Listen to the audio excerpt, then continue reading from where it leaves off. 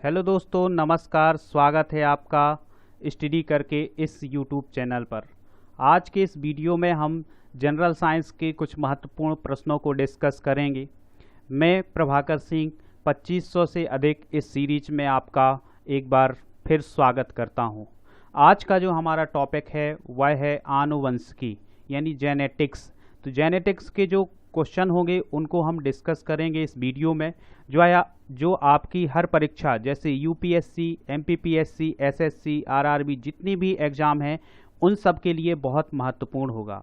इसके पहले हम 7 पार्ट बना चुके हैं जो आपको हमारे चैनल के प्लेलिस्ट में मिलेगा। वहां जाकर के आपको वो 7 पार्ट भी देखने हैं। अगर आपको इस वीडियो का पीडीएफ चाहिए तो हमारे टेलीग्राम चैनल को ज्वाइन कीजिए, फेसबुक पेज पर लाइक कीजिए, इंस्टाग्राम पर फॉलो कीजिए, ट्विटर पर फॉलो कीजिए। सभी जितने सोशल मीडिया प्लेटफॉर्म हैं उन पर हमें फॉलो कीजिए, तो आपको वहां से नोटिफिकेशन मिलती रहेगी। तो चलिए चलते हैं, करते हैं आज का वीडियो स्टार्ट। आज का पहला प्रश्न है आपके सामने, आनुवंशिकी के अंतर्गत अध्ययन किया जाता है। आनुवंशिकी के अंतर्गत किसका अध्ययन किया जाता है? यह है प्रश्न।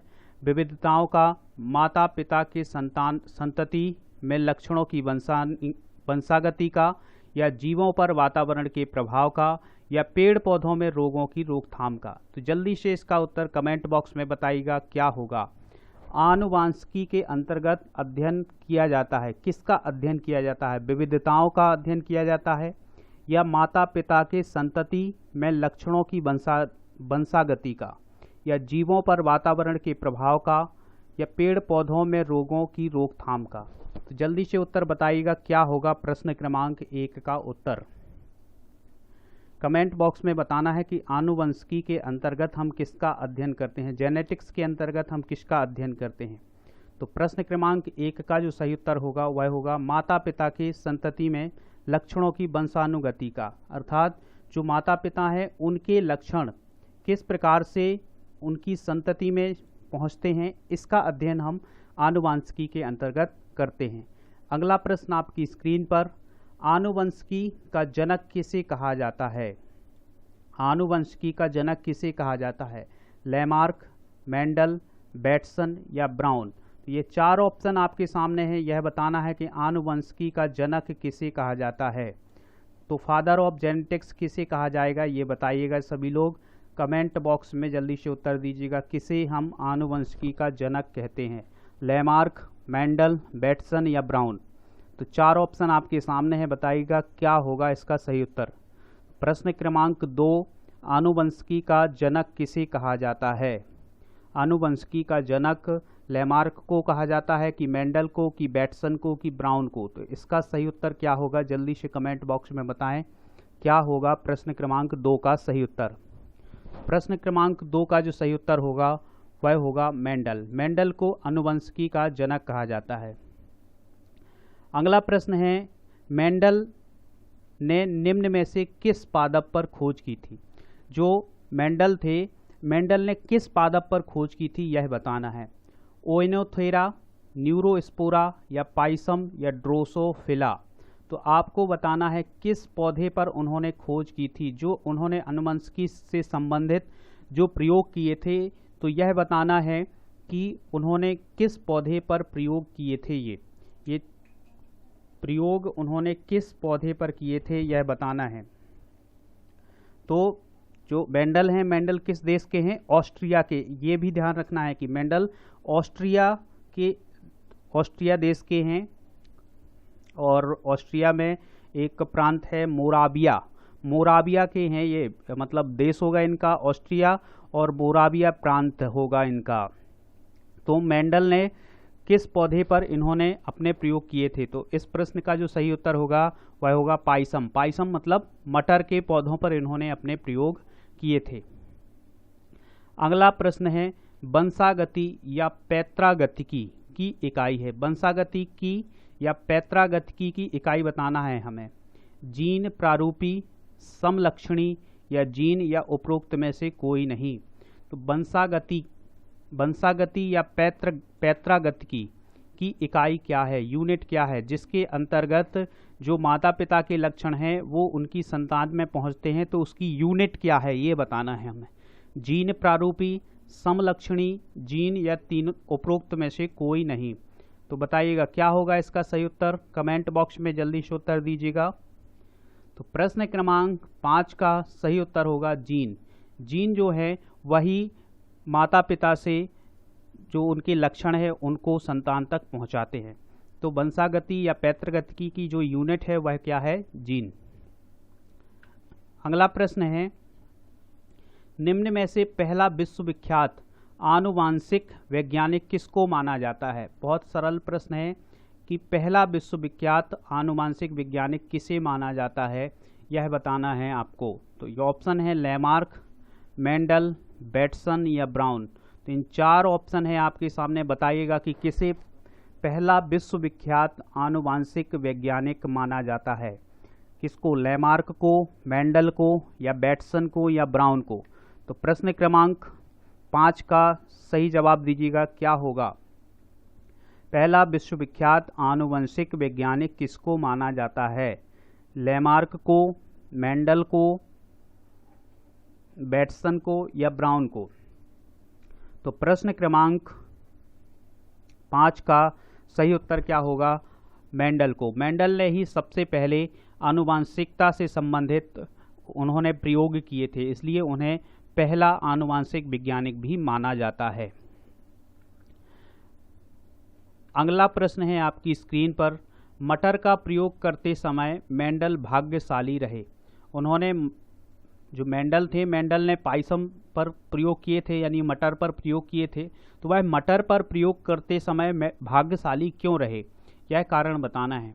मटर में लाल, सफ़ेद आदि पुष्प थे, या मटर को लेग्यूमिनेसी में रखा जाता था, या मटर बहुत अधिक प्रोटीन युक्त होता है, या चुने हुए सभी अलग अलग गुणसूत्रों पर स्थापित थे। जो उन्होंने लक्षण चुने थे वो अलग अलग गुणसूत्रों पर स्थापित थे। तो बताइएगा क्या होगा इसका सही उत्तर, कि मटर पर प्रयोग करते समय मेंडल भाग्यशाली क्यों रहे।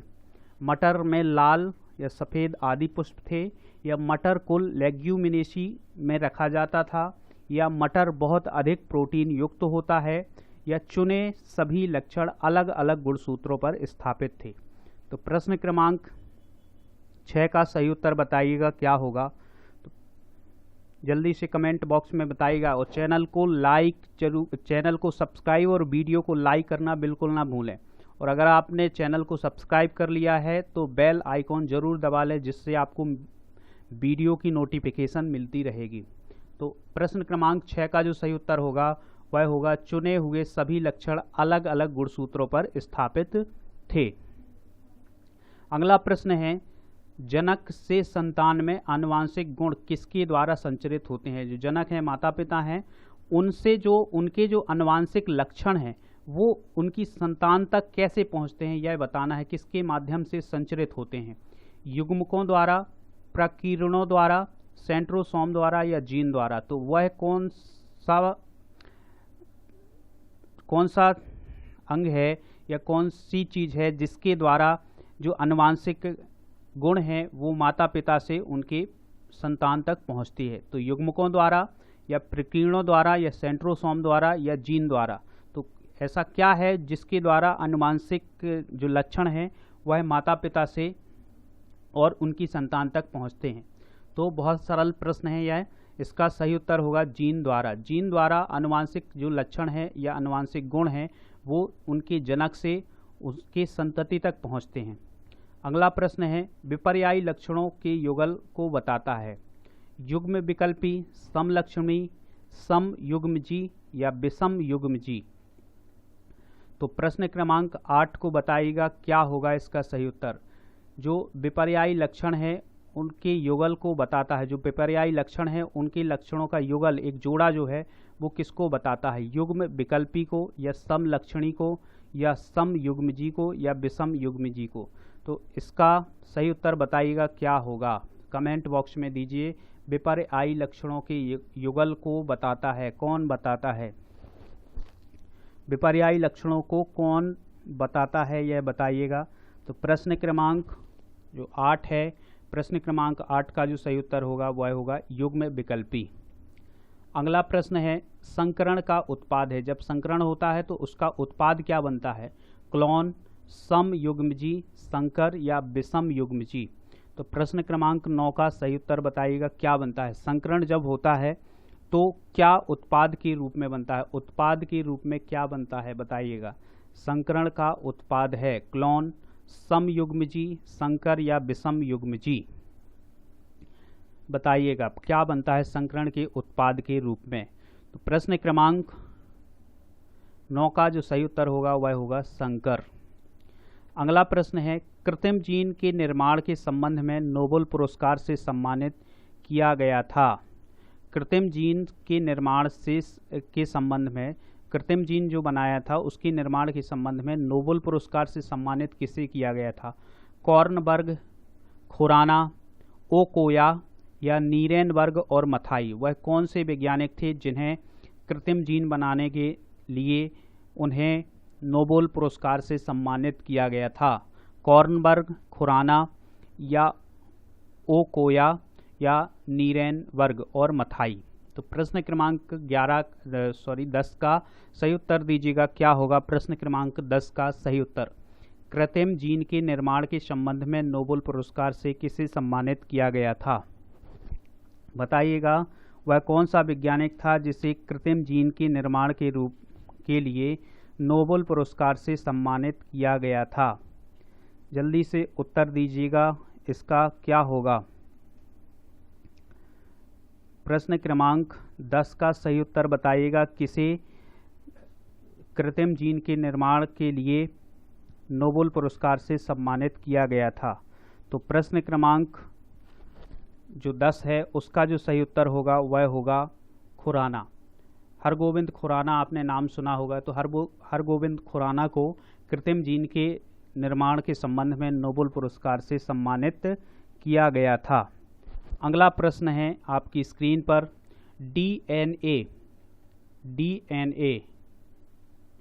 डीएनए पृथक्करण एवं शोधन की तकनीक का विकास किया था। हमें बताना है कि जो डीएनए पर के पृथक्करण एवं शोधन, उसका पृथक्करण करना। डीएनए जो है इस प्रकार की संरचना आपने देखी होगी, इस प्रकार की संरचना। तो डीएनए के पृथक्करण और उस पर शोध करने की तकनीक का विकास किसने किया था? डीएनए पर को पृथक करके उस पर शोध करना का विकास किसने किया था? बीडल और टॉटम ने, मेंडल ने या वाटसन एवं क्रिक ने या सभी ने। तो प्रश्न क्रमांक 11 का सही उत्तर बताइएगा क्या होगा। प्रश्न क्रमांक 11 का सही उत्तर क्या होगा? बीडल एवं टॉटम ने, मेंडल ने, वाटसन एवं क्रिक ने या सभी ने। तो प्रश्न क्रमांक 11 का सही उत्तर क्या होगा? डीएनए पृथक्करण एवं शोधन की तकनीक का विकास किसने किया था? अच्छा, आपको जब वीडियो खत्म हो जाए तो वीडियो खत्म हो जाने के बाद आपको डीएनए का फुल फॉर्म बताना है आपको कमेंट बॉक्स में। डीएनए का फुल फॉर्म क्या होगा यह आपको वीडियो खत्म हो जाने के बाद आपको बताना है कि डीएनए का फुल फॉर्म क्या होगा। यह आपको वीडियो ख़त्म हो जाने के बाद आपको अवश्य रूप से डीएनए का फुल फॉर्म आपको कमेंट बॉक्स में बताना है कि क्या होगा। डीएनए का फुल फॉर्म, आज का प्रश्न यही है कि डीएनए का फुल फॉर्म क्या होता है। यह आपको जब वीडियो ख़त्म हो जाए उसके बाद आपको कमेंट बॉक्स में बताना है कि डीएनए का फुल फॉर्म क्या होता है। तो आज का जो प्रश्न क्रमांक 11 है उसका सही उत्तर होगा वाटसन एवं क्रिक। तो वाटसन एवं क्रिक ने डीएनए का पृथक्करण एवं उसकी शोध की तकनीक के विकास पर काम किया था। अगला प्रश्न है, क्रोमोसोम शब्द किसने प्रस्तुत किया था? बहुत ही इंपॉर्टेंट प्रश्न है। क्रोमोसोम शब्द जो है वह किसने प्रस्तुत किया था? जॉनसन ने, वाल्डेयर ने, वेंडा ने या डी डुबे। तो बताइएगा क्रोमोसोम शब्द किसने प्रस्तुत किया था? क्रोमोसोम में ही जीन होते हैं, तो बताइएगा कि क्रोमोसोम शब्द जो है यह शब्द किसने प्रस्तुत किया था? जॉनसन ने, वाल्डेयर ने, वेंडा ने या डी डुबे। तो प्रश्न क्रमांक 12 का सही उत्तर बताएं कि क्या होगा। क्रोमोसोम शब्द किसने प्रस्तुत किया था? जॉनसन, वाल्डेयर, वेंडा या डी डुबे। प्रश्न क्रमांक 12 का सही उत्तर क्या होगा? किसने क्रोमोसोम शब्द प्रस्तुत किया था? जॉनसन, वाल्डियर, वेंडा या डी डुबे? तो बताएं क्या होगा? क्रोमोसोम शब्द किसने प्रस्तुत किया था? जॉनसन, वाल्डियर, वेंडा या डी डुबे? तो प्रश्न क्रमांक 12 का जो सही उत्तर होगा वो क्रोमोसोम शब्द जो प्रस्तुत किया था वह किसने प्रस्तुत किया था? वाल्डियर ने।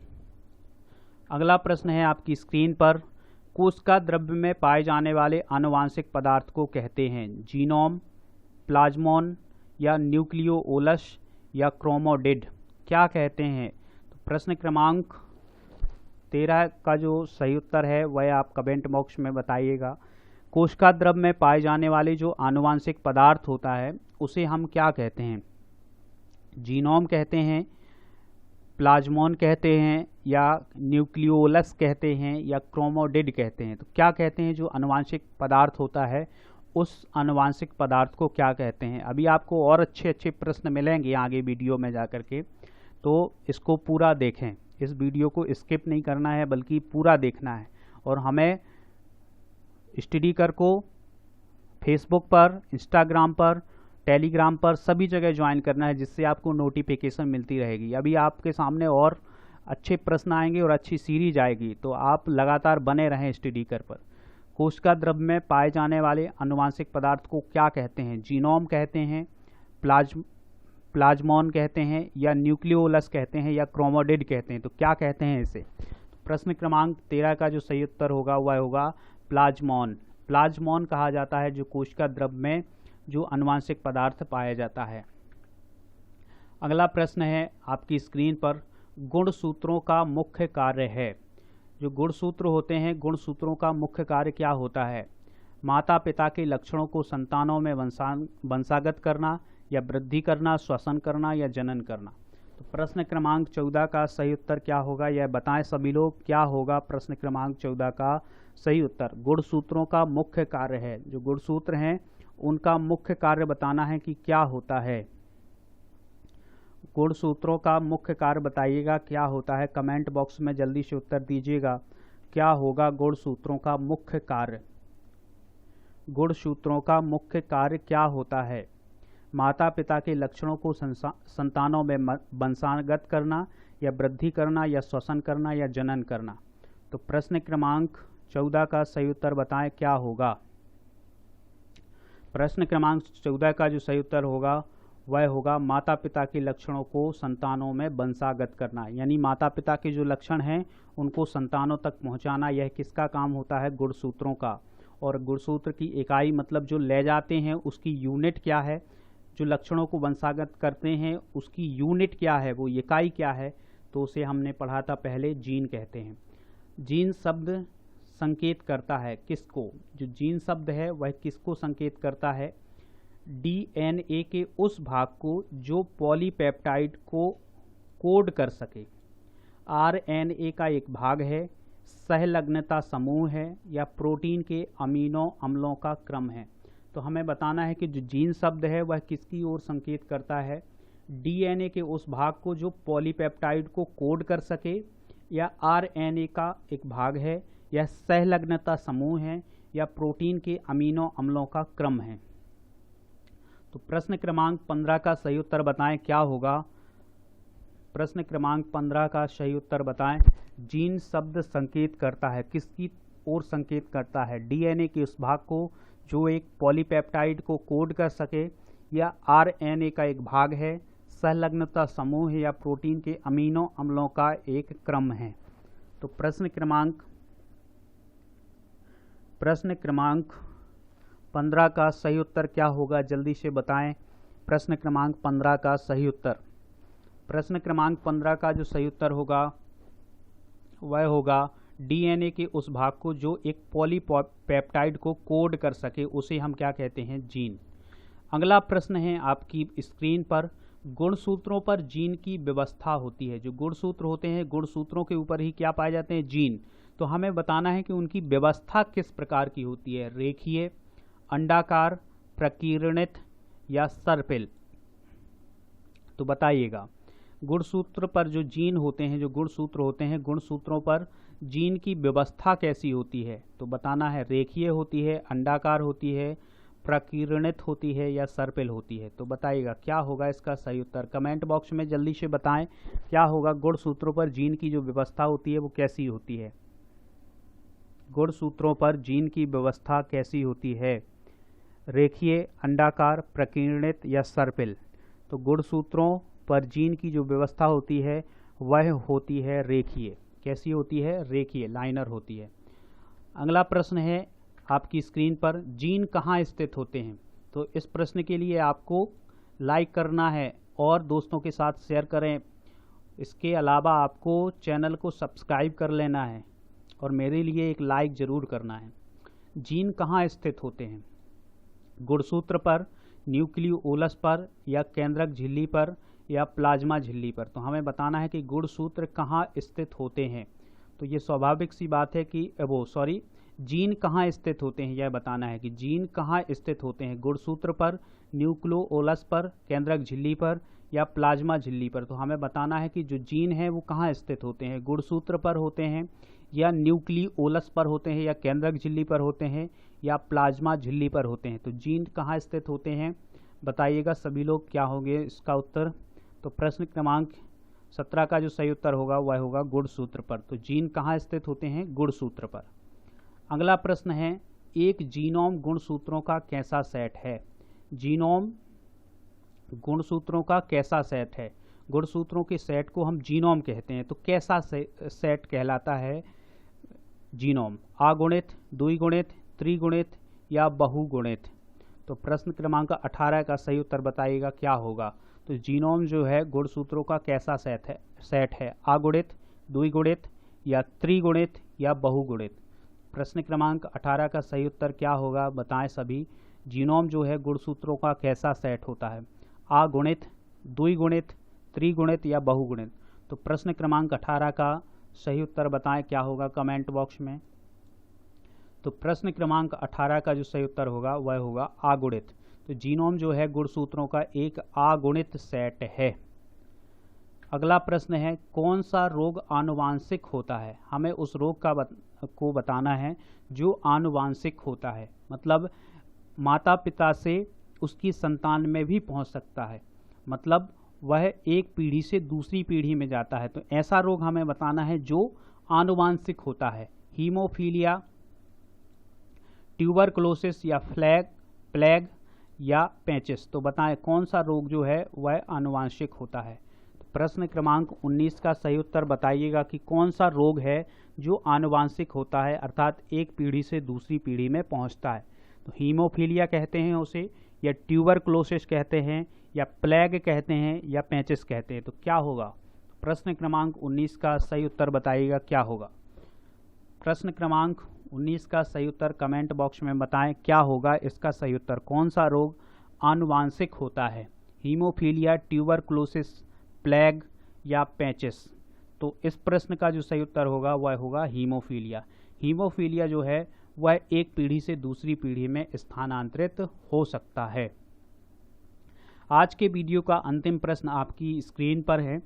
तो इस प्रश्न के लिए आपको लाइक का बटन जरूर दबाना है और हमारे टेलीग्राम चैनल को ज्वाइन करके आप हमारे PDF को पा सकते हैं इस वीडियो के। हमें इंस्टाग्राम पर फॉलो करें स्टडी कर को, और इसके अलावा फेसबुक पेज को लाइक करें, फॉलो करें। तो आज का पहला प्रश्न है आपकी स्क्रीन पर, मेंडल ने मटर के कुल कितने विपरीत लक्षणों के जोड़ों पर कार्य किया था? तो हमें बताना है कि जो मेंडल थे, जिन्हें आनुवांशिकी का पिता कहा जाता है, तो उन्होंने कितने जो मटर के पौधों पर जो लक्षण बताए थे, तो कितने लक्षणों पर कार्य किया था उन्होंने? तो 3, 5, 7 या 14? तो कितने लक्षणों पर उन्होंने कार्य किया था मटर के पौधे पर? 3, 5, 7 या 14? तो प्रश्न क्रमांक 20 का सभी लोग उत्तर बताएं क्या होगा। मेंडल ने मटर के कुल कितने विपरीत लक्षणों के जोड़ों पर कार्य किया था? तो प्रश्न क्रमांक 7 का सही उत्तर जल्दी से कमेंट बॉक्स में बताएं क्या होगा, और वीडियो को लाइक और दोस्तों के साथ शेयर जरूर करें और अधिक से अधिक लोगों को लाएं और टेस्ट दें। इससे क्या होता है कि जब हम टेस्ट देते हैं तो हमारी जो क्षमता है उसका पता चलता है कि हम कितनी पढ़ाई कर चुके हैं या हमें कितनी पढ़ाई करना है। तो इसके लिए आपको टेस्ट देना बहुत ज़रूरी होता है, और ये आपका टेस्ट होता है 20 से 25 मिनट का। इसमें आप 20 ऐसे प्रश्न पाएंगे जो आपको परीक्षाओं में मिलते हैं, तो हम अपनी तैयारी को पता कर सकते हैं इस टेस्ट को लगा करके। तो स्टडी कर पर जो व्यवस्था की गई है आपकी तैयारी को जांचने के लिए, एक टेस्ट सीरीज चलाई जा रही है जो लगातार आपको मिल रही है, तो उसको ज़रूर आप आकर के दें और अपनी तैयारी को पता करें। और हमारे जितने भी सोशल मीडिया प्लेटफॉर्म हैं तो उन सभी पर स्टडी कर को जाकर के ज्वाइन करें, जिससे आपको वहाँ पर नोटिफिकेशन मिलती रहेगी कि कब क्या बदलाव हो रहा है, क्या हो रहा है। तो ये सब बातें जो हैं आपको स्टडी करके जो सोशल मीडिया प्लेटफॉर्म है उन पर आपको जा कर के करना है, उन्हें फॉलो, जो लाइक है पेज को लाइक करना है, ग्रुप ज्वाइन करें, तो ये सब कार्य करना है आपको। इस प्रश्न क्रमांक 20 का जो सही उत्तर होगा वह होगा 7। तो मेंडल ने कुल कितने विपरीत लक्षणों के जोड़ों पर कार्य किया है? तो 7 विपरीत लक्षणों के जोड़ों पर कार्य किया है। तो आज के वीडियो में हम लेते हैं विदा। अगर आपने अभी तक हमारे इस YouTube चैनल को सब्सक्राइब नहीं किया तो सब्सक्राइब कर लें, टेलीग्राम चैनल को ज्वाइन कर लें, फेसबुक पेज को लाइक कर लें, ट्विटर पर आप हमें फॉलो कर सकते हैं। तो आज के वीडियो में चलते हैं। जय हिंद, जय भारत, धन्यवाद।